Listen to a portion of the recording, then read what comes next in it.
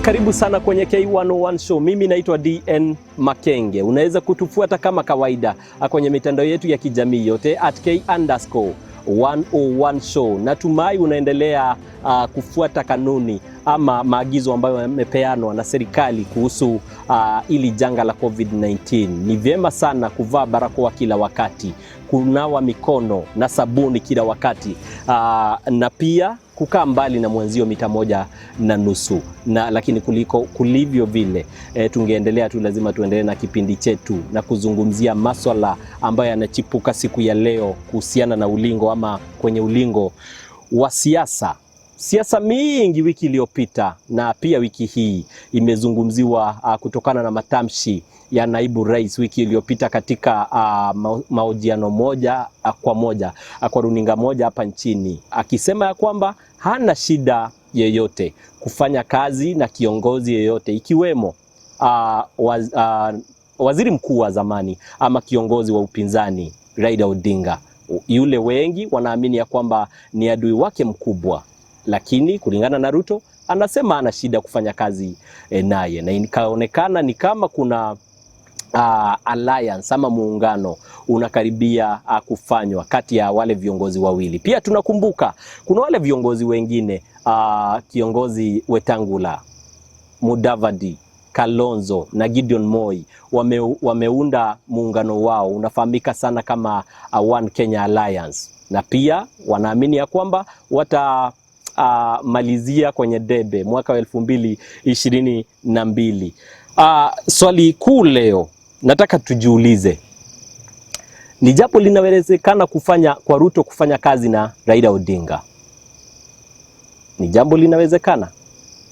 Zungumza nasi kupitia mitandao yetu ya kijamii yote @K_101 Show, kwenye Twitter @K101 Show, kwenye Facebook pia K101 Show, na pia kwenye channel yetu ya YouTube K101 Show. Mambo ambayo tutakuwa tukizungumza na wageni ambao niko nao siku ya leo. Nazungumzia bwana Mark Njogu. Ni kijana nasimama kiti pale kaunti ya Kirinyaga, kiti cha useneta, ama amebadilisha bwana? Ni kweli kabisa bwana Makenge. Ni kweli niko na ujasiri ya kwamba hiyo kiti cha usenate niko ndani katika mwaka wa 2022, majaliwa ya Mwenyezi Mungu. So salimia wale ambao wanatazama na ambao uliacha pale Kirinyaga, uambie umefika kwenye kipindi cha K101 Show. So asante sana, nawaambia karibuni sana wote kwa mjadala wetu wa leo. Watu wa Kirinyaga mnaotusikiza pale, mnaofuata pale kwa social medias, kwa YouTube, karibuni sana, tukiweza kuendeleza mjadala huu na kuweza kupata kipaumbele, kupata suluhisho ama kupata an idea of what is happening within the country. Yes. Margaret Lona Kariuki ni MCA ama mwakilishi wodi wa kuteuliwa, anafahamika sana, tunawafahamu sana kama nominated MCA. Salimia ambao wanakutazama jioni ya leo. Good evening viewers. My name is Honorable Margaret Lona Kariuki aka Magi. I work in the County Assembly of Embu under gender top-up category. And I am grateful to Dan Makenge for inviting me into this show for a political discourse that I am yet to hear about. Thank you. Asante sana. Nimesikia uzungumza kizungu kavu. Nafikiri tukiingia pale tutachanganya kidogo ili pia yule mama mboga aliye pale chini, mwendeshaji bodaboda, yule mtu pengine hana usemi mkubwa kwenye lugha ya Kiingereza, ataweza kuelewa vile tunavyozungumza siku ya leo. Karibuni sana wageni wangu na asanteni tena kwa kupata nafasi kujiunga na sisi siku ama jioni ya leo. Nataka tuzungumzie mambo ama maswala ambayo nimeguzia kidogo ya siasa, lakini kabla ya pale tunafahamu ya kwamba wiki iliyopita siku ya Ijumaa Rais Uhuru Kenyatta aliweza kuzungumzia swala la COVID-19 na akasikika kuna yale maagizo ametoa kuhusiana ama kuhakikisha kwamba Wakenya hakuna maambukizi zaidi ya COVID-19. So kabla hata tuingie kwenye siasa, bwana Mark Njogu, sijui kama unadhani ama ulilichukuliaje swala la Uhuru Kenyatta rais wa nchi hii kusema vile alisema, kutoa yale maagizo aliyotoa wiki iliyopita? Mimi maoni yangu ni ya kwamba ni jambo muhimu sana ambalo rais alifanya, na kwamba ni kitu ambayo imekaliwa chini katika advisors katika upande wa health na pia pande ingine ya research, na kuonyeshana ya kwamba watu wametupilia ile hali ya kutofuatilia the guidelines. Na ndio maana unapata from the first 8 months ulikuwa unapata corona cases ziko ambapo ni 2%, at a range of 2%. Hazikuwa mingi. Lakini sasa hivi tunapoongea we are talking about 19%. Thus ni kumaanisha watu wakipimwa 100 per every count, ni kumaanisha kwamba kuna watu 20 ambao wanapata nini? Corona. Ni kumaanisha bado watu wafuatilii maadilio ambayo imewekwa kwa mikakati yote. Kama ni keep distance, they don't keep the distance. Ukipata katika mambo ya usafiri, mambo imekuwa ni ngumu sana. So vile alifunga zile county, yes, ilikuwa kama ni wewe rais umekalia kile kiti, ungefanya vile vile. Ni kweli ni muhimu wa kwamba unaangalia hii ni mambo ambayo imekuwa ni kama emergency, because ingekuwa kiwango ya kwamba tuweze kufuatilia mambo iweze kwenda mrama kulingana na vile mambo matarajio yetu haiko, because maisha ya binadamu ni muhimu kuliko bila economy iko. Kweli. Yes. Nashukuru sana Bwana Mark. Mheshimiwa, kauli yako kuhusiana na jambo hili. Ni kweli kaunti 5, kaunti ya Machakos, kaunti ya Kajiado, kaunti ya Kiambu, kaunti ya Nairobi na kaunti ya Nakuru zimefungwa, hakuna kutoka na hakuna kuingia. Na pia mambo mengine pale ndani yakafanywa na naamini umeyaona. Okay. Ama umeyasikia. Kwangu mimi vile mimi naona ni kwamba the president ako na jukumu ya kukinga maisha yetu as well as also our livelihoods. So hiyo nafasi yake ya kuchunga maisha, kitendo yenye alifanya ya kufunga the movement and all that, well, as a matter of protecting life, yes, it is correct, but there is some balancing that did not really take place, na hiyo balancing ni ya upande ya economy. Because even when we are protecting people from getting infections from corona, as well we have to look at also the economic protection of our people. And that is where now the word livelihood comes in. So for me, ninaona ni kama balancing ni kufanywa mzuri kati ya life na livelihood. Wakati unazungumza ile balancing unamaanisha vipi? Ni vipi kungefanyika ama ni lipi lingefanywa ili kubalance kama vile unasema? Mimi ninaona hata kama anasikiza wanasayansi juu ya COVID, pia asikize other stakeholders in this country. More so the economy drivers. We have the business community that also has a say on how this closing happens. Why? Because we need people to be healthy, and as well we need people to have food on the table. Because utapata mtu yes, hujakufa na corona lakini unakufa na njaa.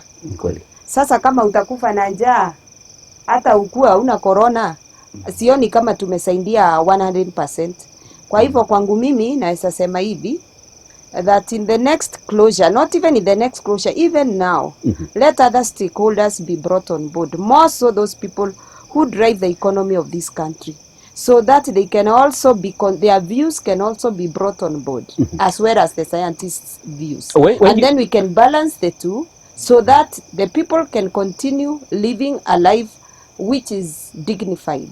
Otherwise, some people will actually die of stress due to lack of money or even to lack of food, even if they don't have corona. Na nafikiri kutoka ili janga lianze, tumekuwa na visa vingi sana vya watu kujinyonga sababu ya vile unavyosema.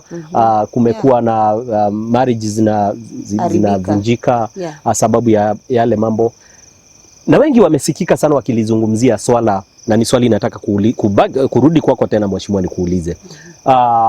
Ni kweli rais amekuwa ama serikali imekuwa ikiweka yale masaa ambayo wananchi hawafai kuwa nje, na wengi wakajiuliza, ina maana kweli COVID inaenea sana wakati wa usiku? Mimi naweza sema hivi. Unasemaje kuhusiana na masaa? wacha sasa kufunga counties? Kwanza niseme, next time we have a closure, me I'm requesting our president, His Excellency Uhuru Kenyatta, apeane muda wa transition. Exactly. Isikuwe ni kukimbia helter skelter, that you are caught up in Nairobi, you are to travel the following day, then you are told from midnight you can't move, and then people now start rushing up and down, causing a stampede, others causing traffic milies, Nauli ikipandishwa, and so a lot of confusion. So for me, I would actually request that next time that there is such an announcement, let there be a transition period of around 72 hours. Then again, hii maneno ya corona kuambukizwa usiku, I really don't know the scientific survey that was done so that people can determine or decide that from 10 o'clock, 10 p.m., there is no spread of corona. That one for me, I have not known, but I'm not a scientist. So I might not really have the facts behind that reasoning. But to me, I am thinking that these corona lockdowns should be balanced with the economic bit of our community. Otherwise, we are going to cripple down the economy, and eventually people will revolt due to poverty, stress, and other issues that are related to lack of money. Kwa ufupi unasema nchi itajipata mbali sana mahali itashindwa kujiinua. Narudi kwako mheshimiwa. Bwana Mark Njogu, kuna swala mheshimiwa ameibua hapa na ni kweli hata ni swali nilikuwa nalo. Rais anaonekana ni kama yuko katika njia mbili. Ama yuko mahali kati. Sababu anataka kuhakikisha kwamba uchumi haujaenda chini ama haujaharibika, na pia anataka maambukizi siende juu ya COVID-19. So kama wewe kama kiongozi, ni vipi unaona linafaa kufanywa ili kuhakikisha kuna balancing ama yale mambo mawili yameendelea kulainika? Kwanza naunga mheshimiwa Magi kwa hiyo mjadala ya kwamba rais anafaa kubalance. Ni kitu muhimu ya kwamba lazima pia uangalie how the livelihood ya watu ambao unaserve kama taifa la Kenya wanapoendeza, because we have a lot of situations na hizo confusion unapata zinakuja. Sasa alisema ya kwamba, alitangaza ya kwamba inaanza midnight, wakasema shule zifungwe, universities, au watoto saizi wako shule, mtu kwao wanaishi, watu pengine mtu anaishi mbali Nairobi, Nakuru, na watoto wanataka kwenda nyumbani, ni kwamba shule haziendelei kwa hizo counties. So watoto wataweza kusurvive aje jinsi ambazo na hakuna classes zinaendelea? Unajua hiyo ni ngumu, inakuwa ni maisha inakuwa ngumu kidogo. Ndio unapata ya kwamba kuna a lot of insecurity. Hiyo ni jambo moja ambalo linaleta vijana, kwa sababu wako idle na mtu hako kazi, amekuwa ameumia kwa mwaka moja hajakuwa kazi, because we've lost almost 2.8 million Kenyans who have lost jobs, of which wanaumia ndani yao, because every family ako na mahitaji ambao wanahitaji kukita kwa familia. Nasikia unapeana idadi ya wale wa Kenya ambao wamepoteza kazi kuanzia COVID ianze. Serikali, mnafikiri ama mnadhani serikali inafanya la kutosha kuhakikisha kwamba ile idadi haiendelei juu, yani loss of jobs haiendi kuongezeka? Nikuulize hilo swali alafu sasa nitarudi kwa mheshimiwa. Kwangu mimi naona ilikuwa ni jambo ngumu ku maintain. Kwa sasa hivi tunaona kampuni, private companies wakipeana cut off. Tukienda ni pande ya usafiri, unapata pia mtu anaona heri ile shilingi moja anapata hiyo gari yako. Kama ni mambo na gari, unaona hiyo gari yako heri ikae kwa nyumba rather than iende ipoteze pesa mingi kuliko ile pesa ambayo ungepata. Naona ya kwamba hiyo ni mwana Kenya anafinywa. Yani unasikia there is a fixing, badala ya kufix that thing of the pain of losing job or losing economy, inakuwa pia inafinya Mkenya jinsi ya kwamba anaona maisha ikiwa ngumu kwake. Nashukuru sana Bwana Mark, na sasa nitarudi kwako tukizungumzia swala la siasa sasa. Mheshimiwa, ili tumalizie swala hili la COVID na serikali vile inafanya kuhakikisha hakuna maambukizi na mikakati ambayo inaweka. Nimesikia ukisema kwamba economy inaendelea kushuka. Unadhani serikali sababu kila siku inatoa ripoti ikisema tunajaribu tuwezavyo kuhakikisha kwamba idadi ya poverty haiendi chini. Nadhani kuna jambo muhimu ama kubwa inafanya kuhakikisha yale mambo ifanyike. Mimi vile naona, the president is doing his best.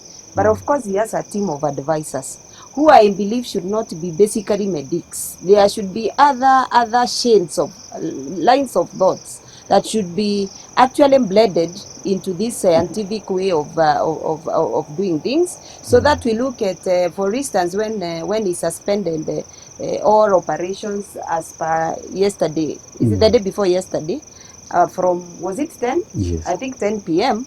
And the curfew issues and all that. I think somebody else, another reason would have come in from maybe another different stakeholder, especially those who are in business, would have come in terms of saying maybe we have stock in hotels, like maybe vegetables, ama maziwa, ama tushanunua mboga, tushapika chakula. Can we get them to finish off that stock? Because now such people are running at a lot of losses after the immediate, I mean the abrupt discontinuation. Then again, the people who are in such industries, especially the hotel industry, or even the transport industry of buses or even Nissans that transport people to and from Nairobi or to and from Kiambu, wherever, you see, it's a huge backlog of people who are actually at the bottom of the pyramid, who do those jobs, who will go home without rent, will go home without school fees or even food for their children and all that. And that's why I was actually saying there should be a transition period whereby people prepare. Those who have stocked anything, they offload it and sell. Then those who are caught up in jams, they have time to reschedule their traveling. And then even the people who are employed in those sectors, even if it means those 3 days or even a week, maybe somebody has time to pack up and come back to reserve and maybe get out of the city. Yeah, something like that. But I'm saying he has done his best. Sure. But I am praying that other stakeholders with other shades of thoughts be incorporated into that team of advisors. Asante sana mheshimiwa, nataka sasa mnikubalie tuende kuhusiana ama kwa masuala mengine sasa ya kisiasa na yale ambayo yalifanya sana niweze kualika siku ya leo. Tumeona Kalonzo Musyoka ni kiongozi kutoka ule upande wa Ukambani. Moses Wetangula ni seneta ni seneta. Musalia Mudavadi kiongozi wa chama cha ANC na Gideon Moi wa KANU wameunda alliance ama muungano wa kisiasa ambao unafahamika sana kama One Kenya Alliance. Juzi tu, wiki iliyopita, naibu rais William Ruto katika mahojiano kwenye stesheni moja ya radio tumesikia akisema kwamba huenda wakafanya kazi na adui wake mkubwa wa kisiasa Raila Odinga, lakini walikuwa marafiki kabla yake kuwa naibu rais.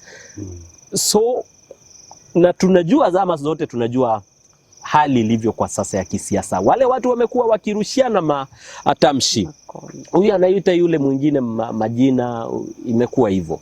Bwana Mark, ni jambo linawezekana ama ni jambo rahisi kwa kweli kwa Ruto na Raila kufanya kazi, ama ni kuongea tu ikuwe si jambo litawaifanyika? Hilo jambo la mambo ya coalition, unajua ni mambo ambayo hakuna serikali iwezi fanywa na mtu mmoja ama chama ya national ama tuseme chama ya regional. Yes. Because chama zingine kama Ford Kenya, hizo chama kidogo ziko ni regional, chama za regionals, from which wanataka pia kubenefit on the advantage of negotiating for this power.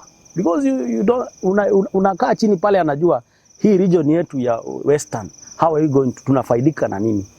Na ndio maana unapata wanashikana, wanasema kuja pande hii tupatane pande hii. You never know. Siasa inapigwa na dynamics zote. Na ukiangalia mambo ya kusema Ruto na Raila wanaweza fanya kazi, no one knows. It is not a wonder. Hata washifanya. Because previously, even before washikane na rais wetu Uhuru, ni kwamba walikuwa wanafanya kazi pamoja. Ndio ifikie kiwango ya kwamba mtu anaona huyu labda maybe, unajua naangalia mahali kiwango, lakini kwa njia nyingine ama ile nyingine labda wanaweza fanya kazi hata kama si kuwa ati cause pia both of them kila mtu ako na ile willingness, mimi nataka kuongoza nchi ya Kenya.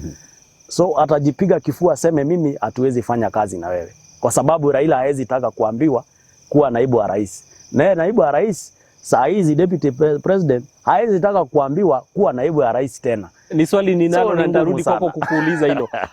Mheshimiwa, hili jambo unalichukuliaje?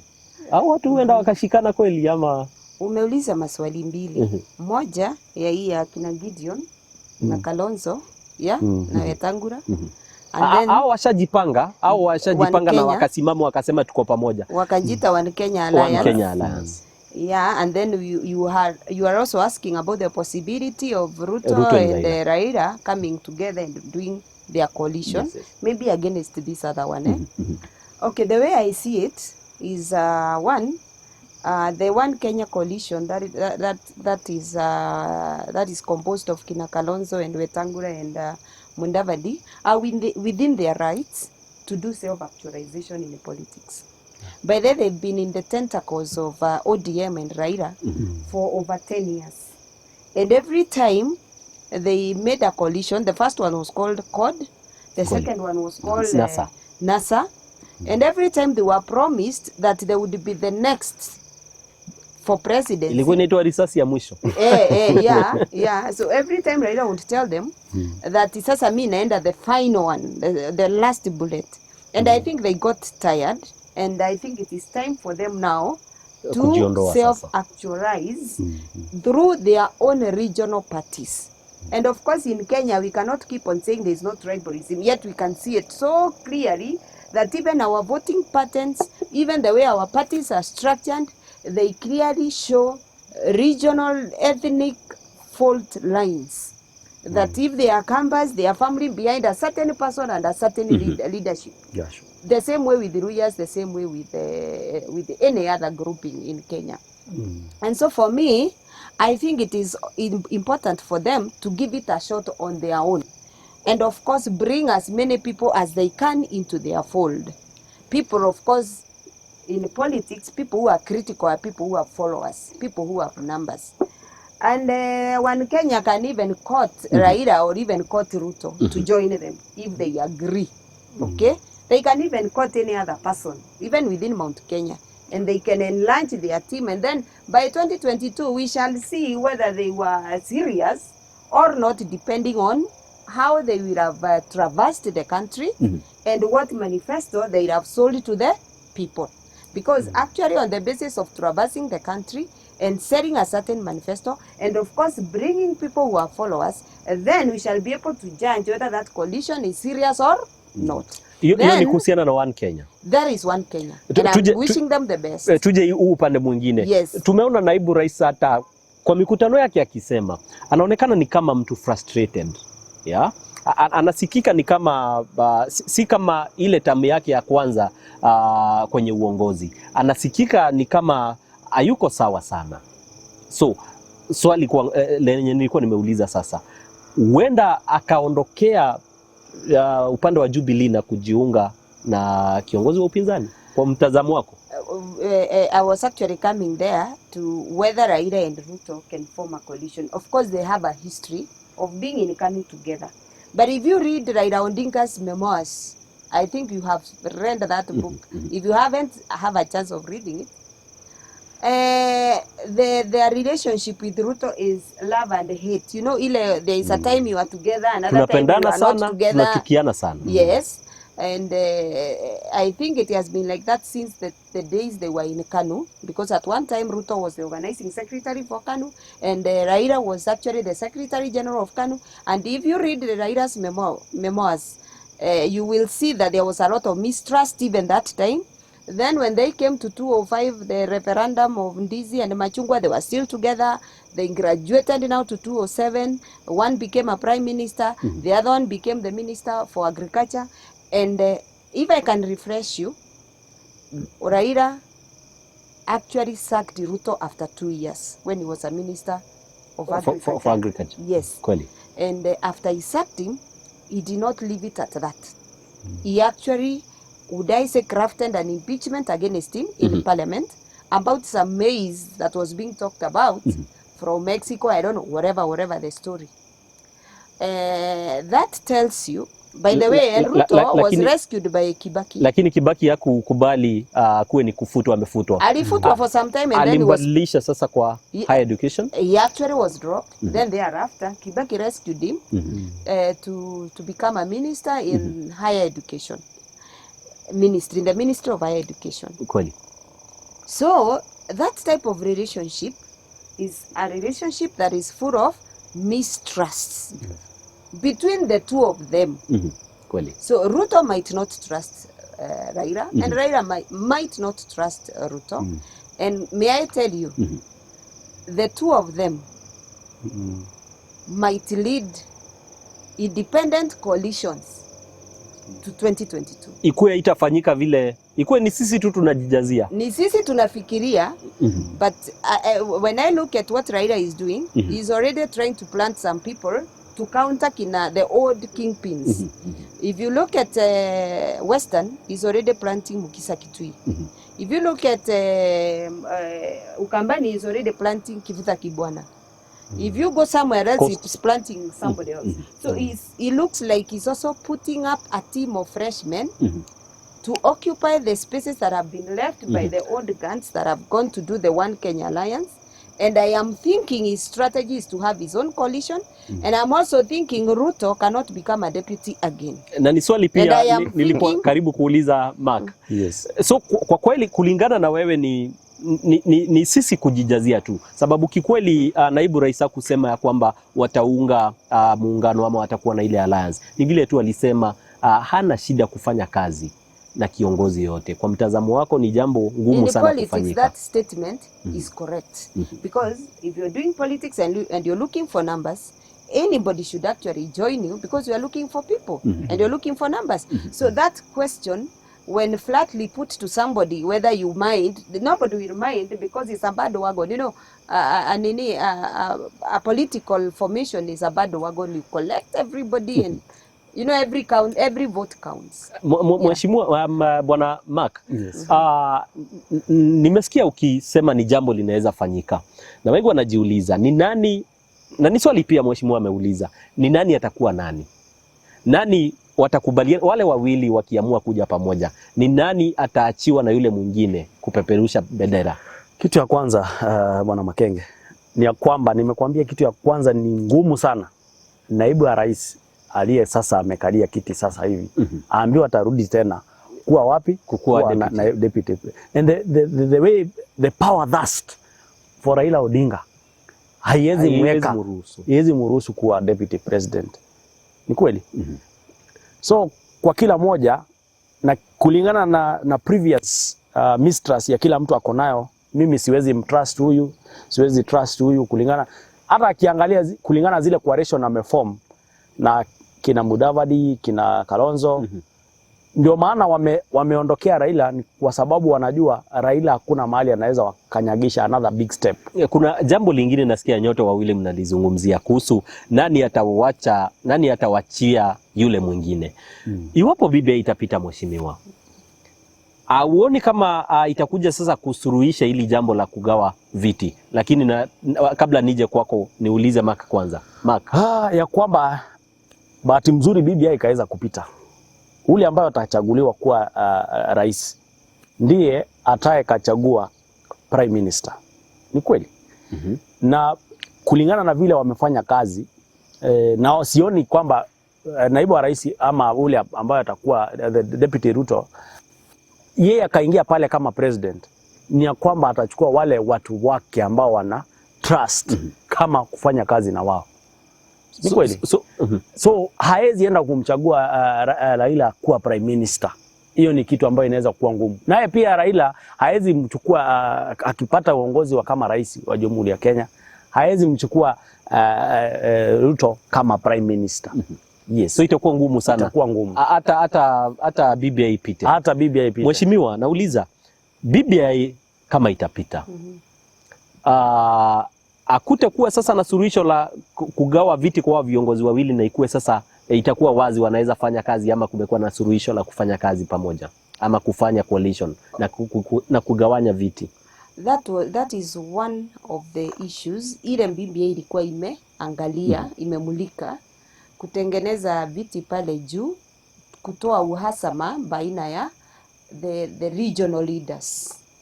Lakini ukiangalia signs and indicators za ile siasa inaendelezwa Kenya hii kwa saa hii, ni kumaanisha hawa viongozi hawatashikana. Kila mtu atakuwa na mrengo yake, amepanga president, deputy, prime minister na madeputies wake. Kumaanisha ukiingia, utaingia na watu wako wale mmekuwa kwa siasa nao. But because for me I am foreseeing 3-horse race. Mimi naona Ruto atakuwa na mrengo yake, Raila vile vile, na One Kenya Alliance pia watakuwa na mrengo yao. Mimi naona hakuna yule ataweza kupata 50% plus 1.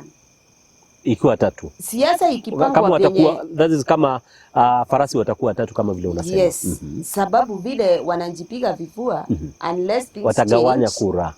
watagawana kura in such a manner that nobody will get 50% plus 1.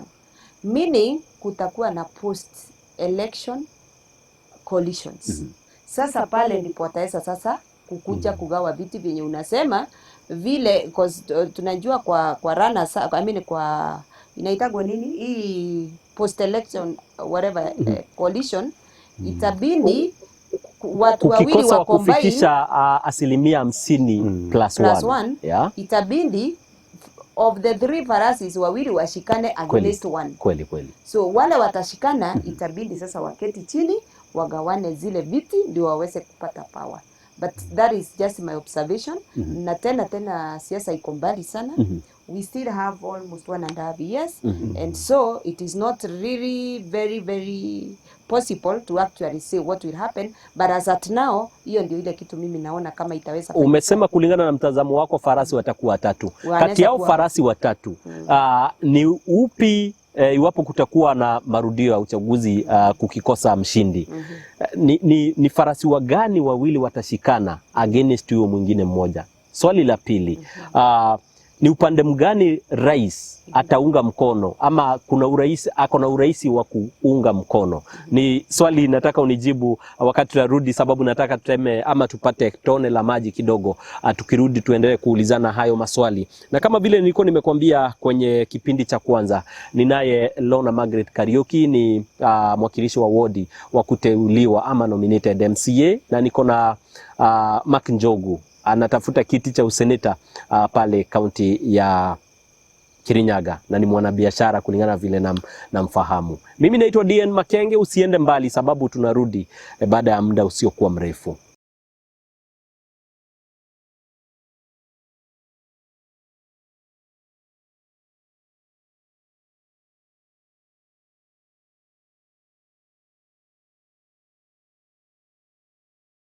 Karibu tena kwenye kipindi cha K101 show, na kama vile nilikuwa nimekuambia kwenye kipindi cha kwanza, ninaye Lona Margaret Kariuki, ni mwakilishi wa wodi wa kuteuliwa, na ninaye Mark Njogu, ni mfanyabiashara na pia ni mwanasiasa.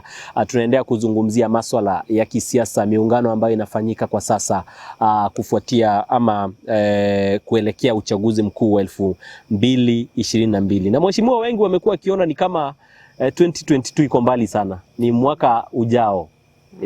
Ni mwaka ujao. Kuna swali nilikuwa nimeuliza, na nilikuwa nimeliuliza kutokana na jambo umelizungumzia. Farasi watakuwa watatu, ndivyo ulikuwa umesema. Na nikakuuliza kama kutakuwa na rerun ama kama kutafanyika uchaguzi tena sababu ya kukosa asilimia 50 kuongeza kura moja, ni nani watakuwa kishikana na nani ili kuangamiza yule mwingine kulingana na usemi wako? Ni swali ngumu, lakini kwa maoni tu. For me, naona kama yule atakuwa namba 1 anaweza shikana na 3. Because 1 and 2, they still be banking on their mathematics to grab the seat. Huyu atakuwa akisema mimi nimekuwa namba 2, huyu namba 1, na sababu asijatosha, each one of them atakuwa naona ako na chance ya kupanga mahesabu zake na achukue kiti. Kwa hivyo yule ambaye atakuja akiwa namba 3 ndiye anaweza kuwa deciding factor. Lakini hata hivyo naweza sema hivi that it's still early kwa siasa hiyo ya national najua vyenye tunaendelea tutakuja tu tukiona vile kuna mambo yatabadilika, lakini Yes. kwa siasa huwa tunazungumzia dakika hii. Mambo huenda yakabadilika dakika ijayo. Mark, kuna hii milengo mitatu ama miungano mitatu tunayozungumzia. Na ni kweli kwa zile siasa rais atakuwa na usemi mkubwa sana hata kama hakuna kiti anawania ama amesema kuwania. Unaona kama ni upande upi ako na urahisi sana kuegemea ama kusapoti? Kulingana na vile mambo ilivyo sasa hivi na kuangalia na vile ameanza kuleta watu yake, ni kama analeta wale ambao unajua pia mambo ya kuleta watu karibu na wewe, mnakaa ni kama mko na majadiliano ya kuangalia jinsi ambavyo uongozi itachukuliwa. Tuliona hivi mwezi uliopita aliwaita pale State House. Kiwemo Kalonzo, Gideon Moi, Mudavadi, pia tukiangalia hao wote, kila mtu ako katika regional kila mtu ako na chama yake katika region. Na ukiangalia hivyo lazima kuwe anaegemea upande wa 1K Alliance. Kulingana na vile. Kwa nini unasema vile? Kwa nini unaonelea ni One Kenya? Sababu ako na naibu wake. Yes. Ya Ruto ambaye amesimama naye kwa mihula miwili. Kuna Raila Odinga ambaye ni ndugu yake wa kisiasa na ambaye wamesalimiana kufanya handshake na wakaleta BBI. Kwa nini tena unaona ni One Kenya? Ama ni kiongozi kutoka One Kenya? Jambo la kwanza ni kwamba hawezi egemea Raila Amolo Odinga kulingana na vile amesumbua hii nchi kwa njia moja ama ingine. Pia kuangalia pia situation ya vile ambao hizo coalition zake ambazo amekuwa akiendeza. Hata ukiangalia ile Raila has been a ruler since 1997. Na watu waangalie kama ako serious katika upande wa kuongoza nchi la Kenya. Kwa sababu ukiangalia ile mambo ambayo inatendeka kule hapa kule, inaona ni kama ni mchezo inachezwa kulingana na ile coalition ambao wametengeneza. Wale wanaona ni kama wamechezwa. Ndio maana kwamba wakatoka wakasema sisi wacha tufanye ambayo jinsi ambayo sisi hata tukikosa tutaweza kumanage na kunegotiate for this government. So kwao upande wa alliance itakuwa ni +1 point katika upande wa rais. Mheshimiwa, sasa nije kwako. Ulikuwa unasema kama kutakuwa na rerun number 3, kuna uraisi wa number 1 kushikana na number 3. Yes. Yeah, against number 2. Yeah. Na nikasema wacha tuzungumze kiwasiwasi sasa. Kuna Raila, kuna Ruto na kuna One Kenya. So, ni nani kati yao watatu? Kwa majina tu. Ako na uraisi kushikana na yule against yule mwingine. Okay, vizuri tuseme kwanza. BBI kama imepita, ujue kuna leader of opposition. Kweli? Mwenye ako na government funding na ako na ofisi yake na ako na shadow cabinet. So ndio unasikia mimi nikisema na Mbwana and 2 unjue watapelekana kwa ndepe kwanza kisheria. Sababu rerun iendangi watu wote. Rerun inaenda tu number 1 and 2. So number 3 hana nafasi ya kurudi tena kwa uchaguzi. So number 3 is likely of course to join with the winning team ndio aonewe huruma, angalau apewe aka piece of the government. But number 2 pia yeye atakuwa nang'ang'ania pale akipanga mahesabu zake, labda apate spoils from number 3, labda akuje kushinda number 1. However, the first and the second wote hakuna yule atapotea na hakuna ile group itaenda kurusha mawe ama kupigana, sababu hiyo suruhu ishapeanwa through BBI, through the leader of opposition. So na kwa sababu siwezi sema will be number 1, number 2 and number 3 because it's still very early. Because kama sasa ukiangalia yule Raila tulikuwa tunajua wa zamani, sio Raila wa sasa. Raila wa zamani ni mgani? Raila wa zamani alikuwa ameshikana na Kalonzo, alikuwa na kura za Wakamba, kura za Wambaluya, wa Coast na watu wa kutoka Nyanza. Na zile zingine anachukua hapa na pale kidogo na hata na wanajifanya One Kenya. Na sasa unaona almost more than a half of the kingpins that he was having ndio wameenda kufanya One Kenya. na sana sana because of the nature of our politics in Kenya, which has even been confirmed in Kapichai and Matungu and even Machakos. You can already see that those people have moved with their kingpins. The regional fault lines that I was talking about, the ethnicity card, the tribal card that is played in our politics. So utapata yule Raila wa zamani alikuwaga na kura za Mkamba. Saa hii kama wan Kenya iko tofauti na Raila, hiyo kura labda hata kuja kuipata, na hata labda hata kuja kupata ya Western, labda kina Joe wakihama pia hata kuja kupata hiyo kura. So utapata huyo Raila unasema juu yake na Ruto, labda there will be people minus some appendages, some voting groupings or Balkans that will be without them. Even this Mount Kenya issue, utapata kama Uhuru atapea uzito wake kwa One Kenya, utapata hiyo Mount Kenya chances are yenyewe pia itakuja kupasuka. Na ni swali ama ni jambo Maka amelizungumzia. Hebu tupe maoni yako. Ni kweli rais atakuwa na usemi mkubwa sana kwenye zile siasa ama kwenye zile alliances tunazizungumzia, hata ziite tatu. So unaona ni wapi anaweza ama kuna urahisi sana wa kupea support kati ya wale watu watatu? Although politics has no permanent enemies or permanent friends, Kweli? What is important is the interest, or what joins people are the interests. Kwa saa hii our president anaonekana ni kama you know him being a former KANU chairman. He has worked with Kalonzo, who was also in KANU. He's also worked with Mudavadi. And remember, Mudavadi was his running mate in 2002. He was going to be the vice president to Uhuru. 2002 when he lost. So they've worked together. They've also worked together with Gideon Moi. And of course, Ruto.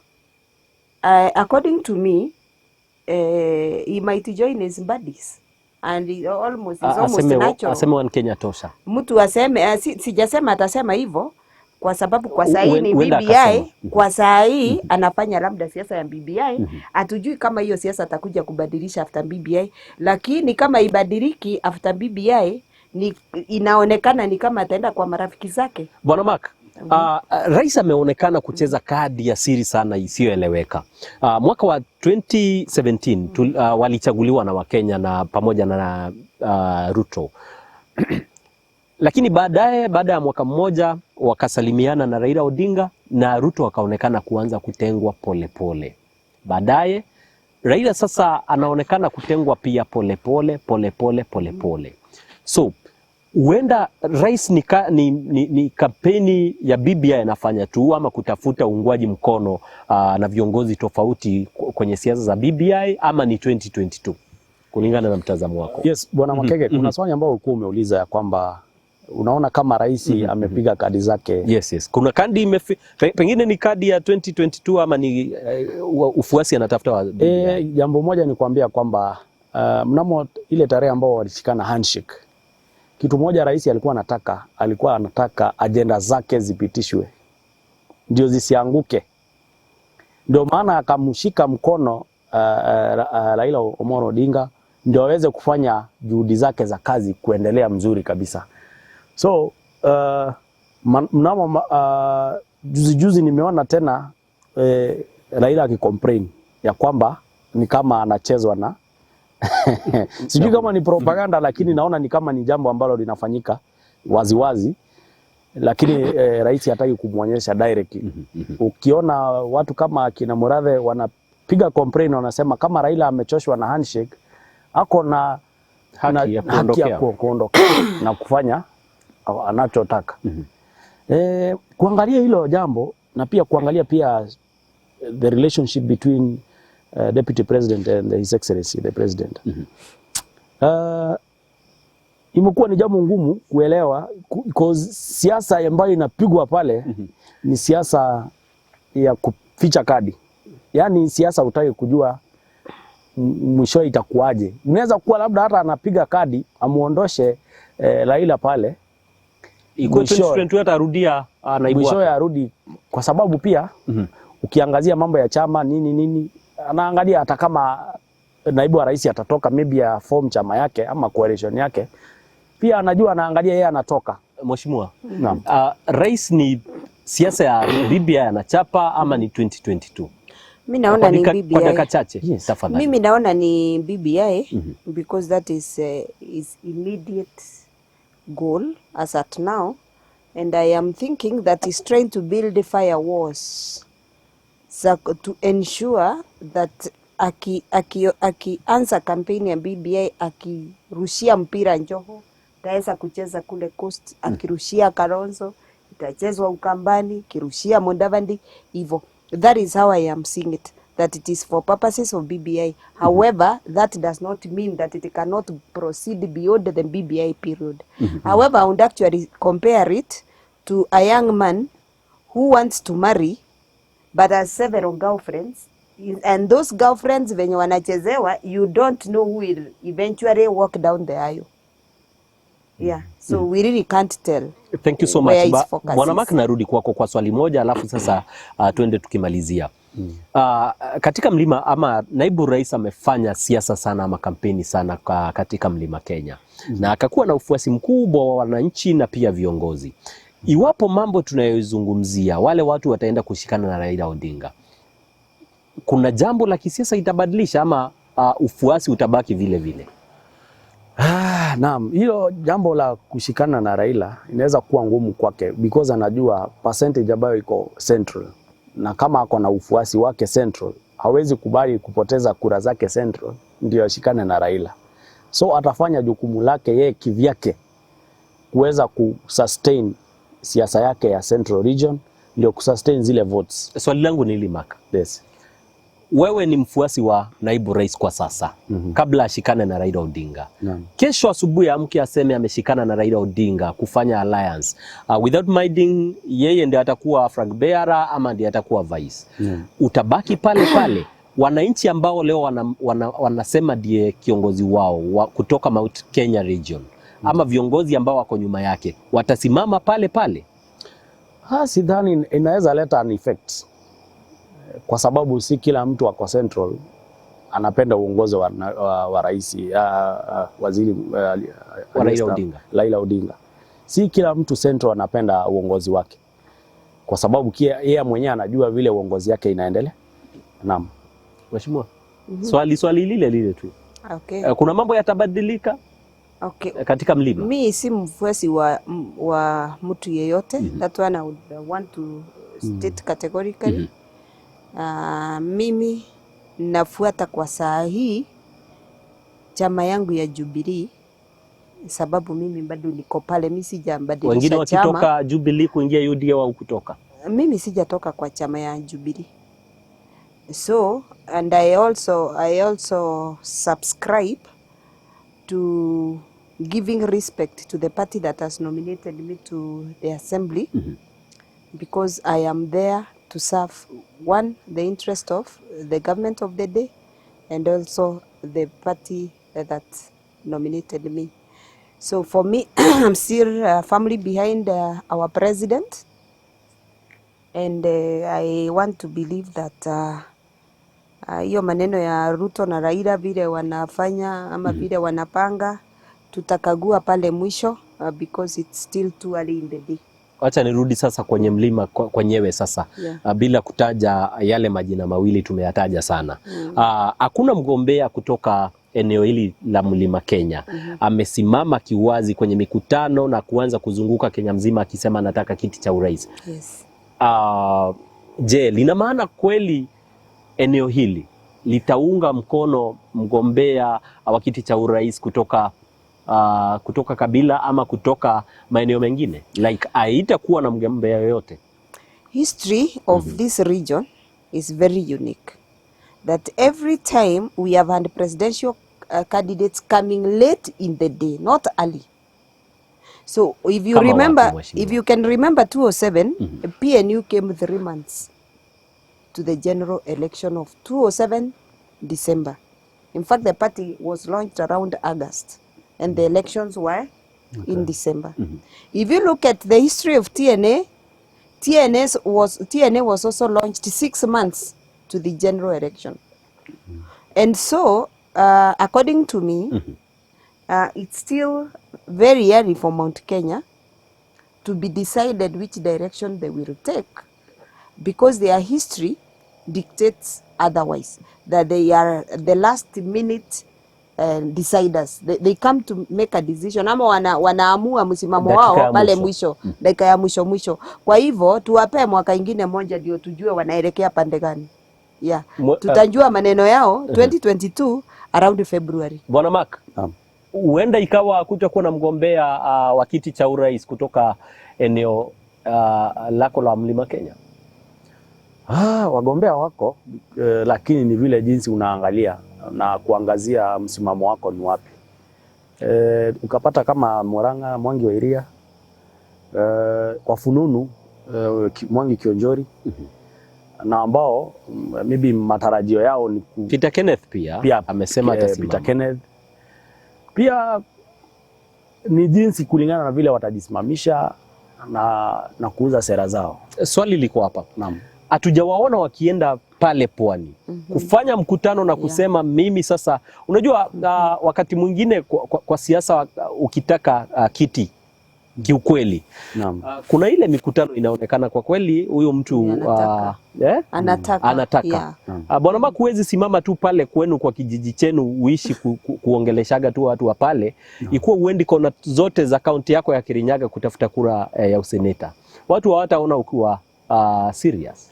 Ni kweli na ni kwamba unakumbuka vizuri rais alisema ya kwamba pia kuna wengi pale maybe wamenyamaza kulingana, unajua pia ni civil servants, wanatumikia wananchi, na wakati wao hujafika ya kuonyesha ya kwamba wako tayari kuingia katika marumbano pale kwa siasa, kwa sababu ya kwamba they are still the government offices. Labda wa resign, mtu anataka labda wa resign, lakini wale wengi wanataka kuangazia ile yeye anapiga siasa yake kidogo pale, lakini ikifika wakati ile bunge inapovunjwa, because pia pale kwa bunge tuko na wengi sana wanataka kutoka kwa bunge waingie kwa senate, wengine watoke bunge waingie kwa magavana, naona na wengine kutoka seneti wanaingia wapi?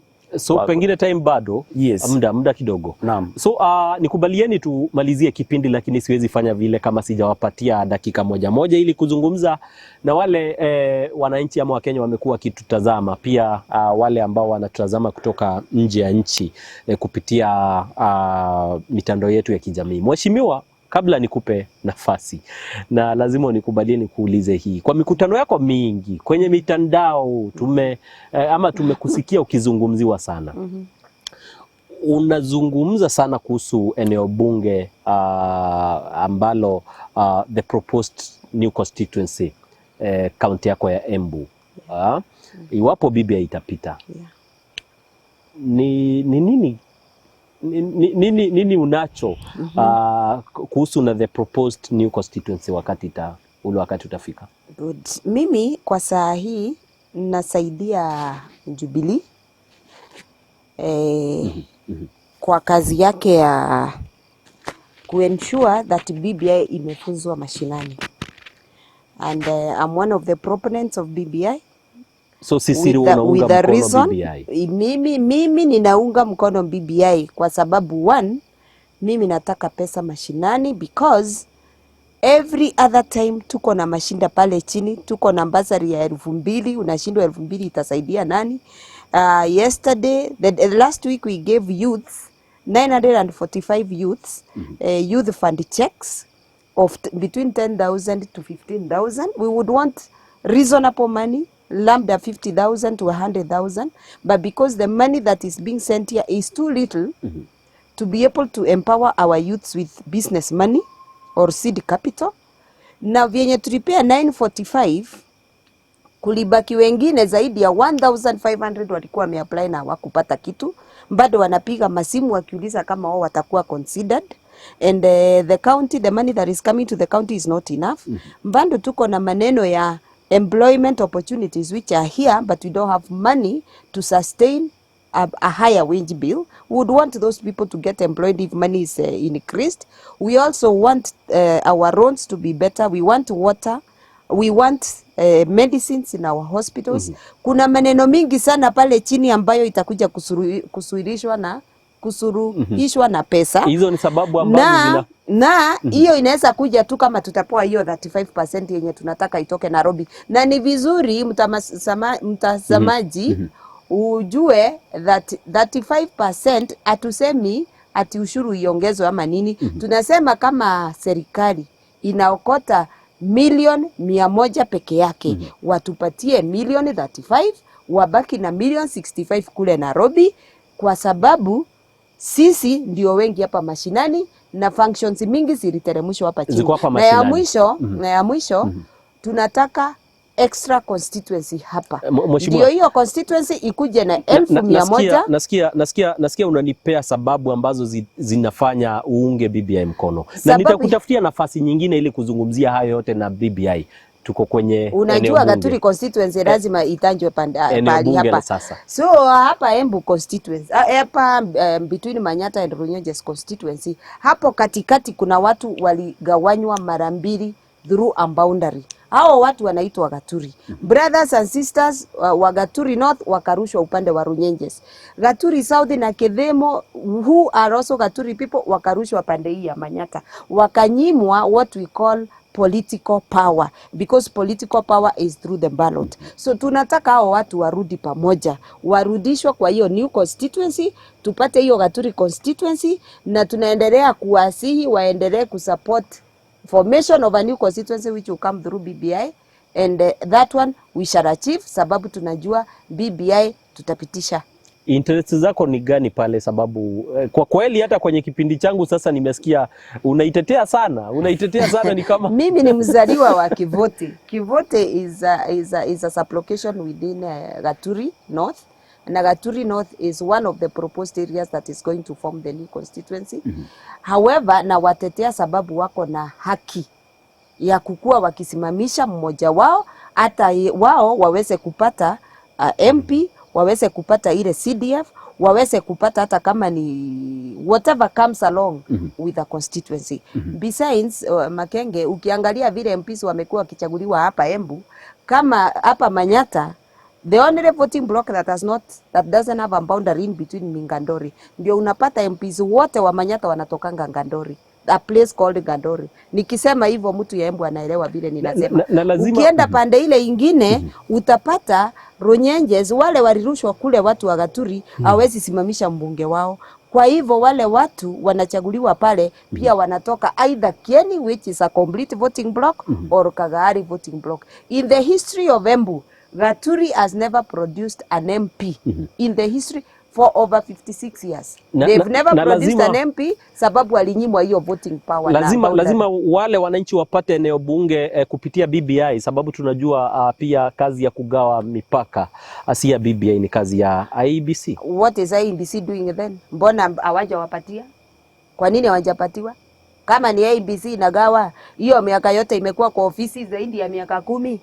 Sasa wako 12 kwa ofisi, kwa nini hawajatupea? Ndio tunaona sasa nafasi ya kuchukua ndio hii ya BBI. IEBC came into being in 2009. They are 13 years old in office. Have they given anybody? Kwa hivyo sasa ni nafasi mnaona mzuri sana ya kutumia. Sasa hiyo ndio nafasi yetu ambayo inaitwa sure bet. Hadi ukazungumza Kiswahili kwa mara ya kwanza. Nikubalie nitakuita tena ili sasa tuongee masuala ya BBI, ni mengi sana. Juzi nilikuwa na mbunge wako, nafikiri si wako, mbunge kutoka Manyata, na tukazungumza mambo ya BBI, na kiwazi tu akasema yeye aungi BBI mkono. Sasa nimesikia ukisema Gaturi ni itaguza pande moja ya Manyata. Pande moja ya Manyata. Kuna maswali ningekuuliza, lakini muda hautanikubalia. Kwa hivyo utanipa nafasi tena ili nije kukuita tuzungumze zaidi. Bwana Mark, yes. Kabla ya tuingie umeniambia kwamba kuna vile umefikiria mwaka 2022. Naam. Ni gani hiyo? Ambia mtazamaji.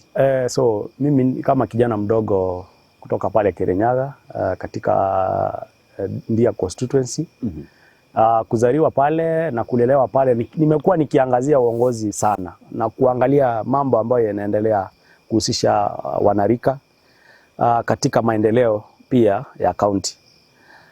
Na kidogo vile ningetamani sana kuhudumia wananchi wa Kirinyaga kwa ujumla na pia taifa letu ya Kenya kupitia pale Senate. Senate ambao ni mambo ambayo tunaangazia sana sana ni mambo ya oversight na pia kuangazia mambo ambayo inaweza saidia county katika uendelezaji wa biashara na infrastructures na pia makampuni vile wale wakulima wako pale Kirinyaga vile wanaweza saidika through robbing resources from the government through the help of the governors intended. Mambo ambayo tunakaa chini pale tunaelezea jinsi ambayo because we have policies zenye ambazo zinaweza tengenezwa na kusaidia wanarika, because in Kirinyaga around 13% of the population are graduates. Kwa hivyo sasa watasaidika vipi? Katika Kirinyaga tuko na ukulima wa mchele, tuko na ukulima wa nyanya. Huo mkulima atasaidika vipi? Through youth leadership.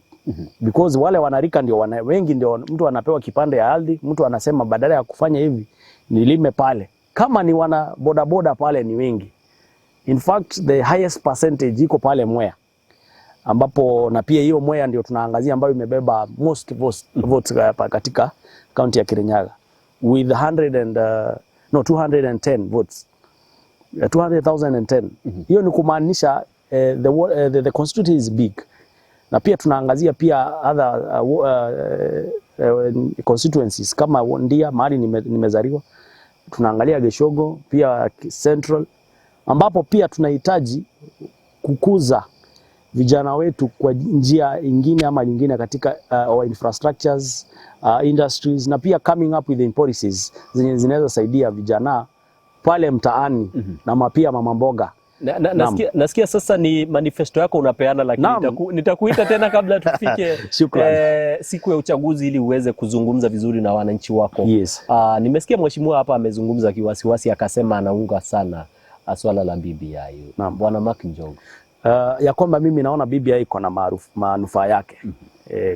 Maybe from the timing yenye ililetwa BBI ndio maana labda wengine wanaipinga kulingana na situation ambayo tunapitia ya corona.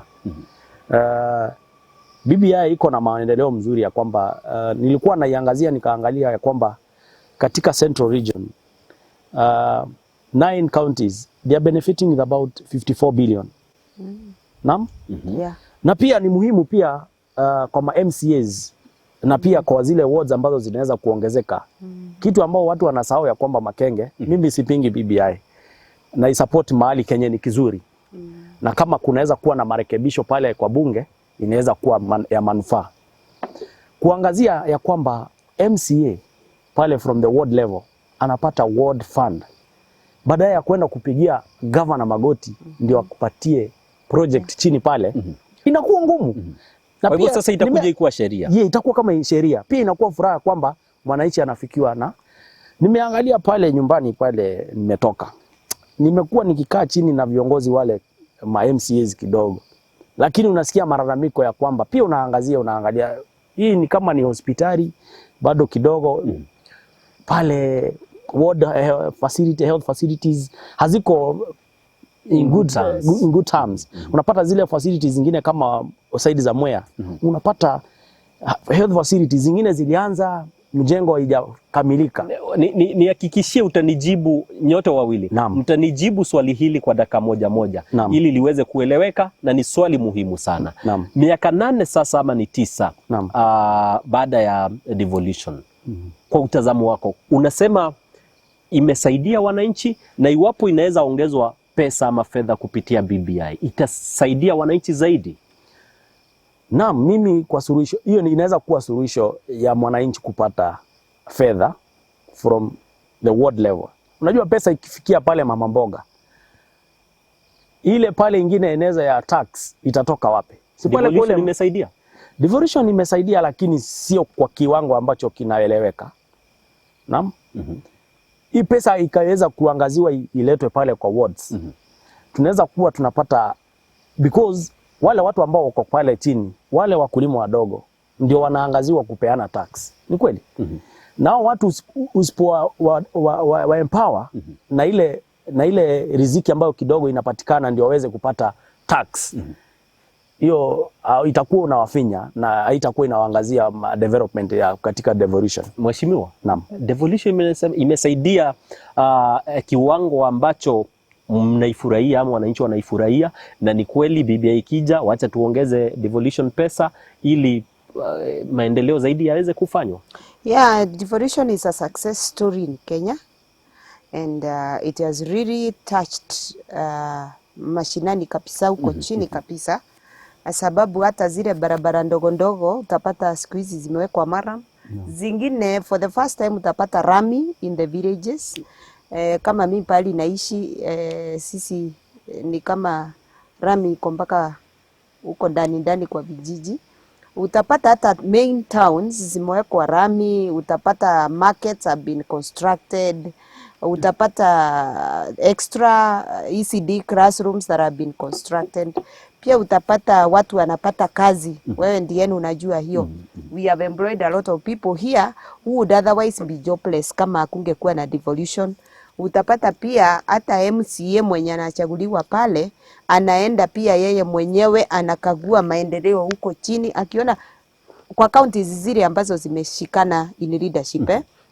Utapata kama hapa kwetu MCA akienda mashinani apate labda kuna emergency, daraja labda imebebwa na maji, labda the classrooms have been ripped off the roofings. They are able to report immediately to kwa executive. Yes. Na hiyo kazi inafanyika mara moja. Sio kama mbeleni. Hiyo daraja ingekaa hapo bila kutengenezwa until there is a budget for it. Nashukuru sana. Okay. But today so much can happen even without having to follow bureaucracies. Although of course the issue of procurement and all that is there, but utapata ni rahisi sana kucorrect what is going wrong even at the grassroots. Nashukuru sana Mheshimiwa na Bwana Mark, na mtanikubalia maswali nimekuwa nayo mengi na to that gender siwezi toka hapa kama sitaongelea na mambo kuhusu to that gender rule, mambo kuhusu ufisadi ndani ya devolution, kama vile jambo kuhusu devolution kulizungumzia kwa undani kabisa. Jambo kuhusu BBI ni maswala ningetaka tuyazungumzia, lakini muda au nikubali. So mtanikubalia tu wiki chache zijazo nitawaita tena ili tuzungumzie mambo hayo yote. Pia nitawapea sasa fursa ama nafasi ya kuzungumza hayo maswala yote. Kwa hivyo tafadhali mnikubalie tufikishe kipindi chetu hapo hadi wiki ijayo.